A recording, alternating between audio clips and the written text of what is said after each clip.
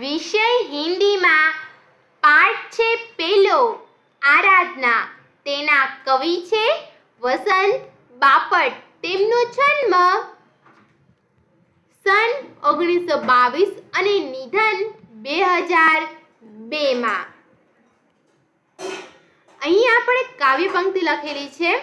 પછી ત્યારબાદ છે શબ્દાર્થ અને ટિપ્પણી. પછી જોઈએ પ્રશ્ન 1. एक एक वाक्य में उत्तर लिखिए. यहाँ पहला में जवाब आवे छे, कवि नित्य ऐसी आराधना चाहते हैं जिसमें सत्य सुंदर मांगल्य की भावना हो.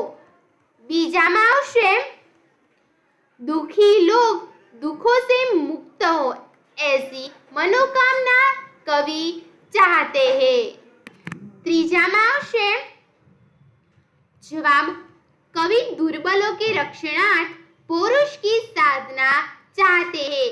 चौथा में आवशे, कवि सबके जीवन में नया प्रकाश आने की अभ्यर्थना करते हैं.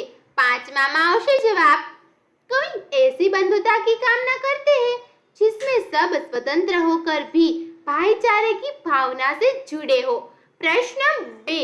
प्रश्नों के उत्तर लिखिए. पहला में जवाब आवशे, मांगल्य अर्थात सबका कल्याण. कवि चाहते हैं कि सब लोग सत्य के मार्ग पर चले, सबके मन में सुंदर विचार आए और सब एक दूसरे के कल्याण की बातें सोचे. इस तरह कवि सबके कल्याण की कामना करते हुए मांगल्य की आराधना करते हैं. बीजा में जवाब आवशे, कवि के अनुसार लोगों के जीवन में तरह तरह के दुख है.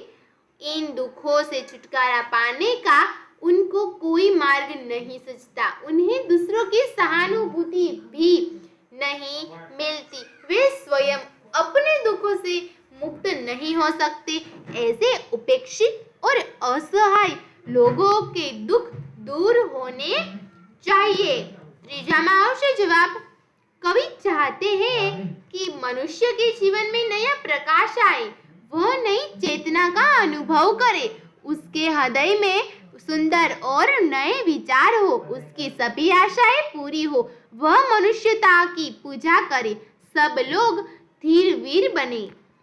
चौथा में आवे छे जवाब, संसार में विज्ञान ने बहुत उन्नति कर ली है, फिर भी दुनिया में ऊंच नीच, जाति पाति, अमीर गरीब आदि कई भेद है. इन भेदभावों के कारण मानव समाज में ईर्ष्या, द्वेष और संघर्ष है. इनके कारण मानव एकता में बाधाएं आई है और हमारा विश्व बंधुत्व का सपना पूरा नहीं होता. इसीलिए कवि इन भेदों को नाश करने की बात करते हैं. पछी छे प्रश्न 3. काव्य पंक्तियों का आशय स्पष्ट करें.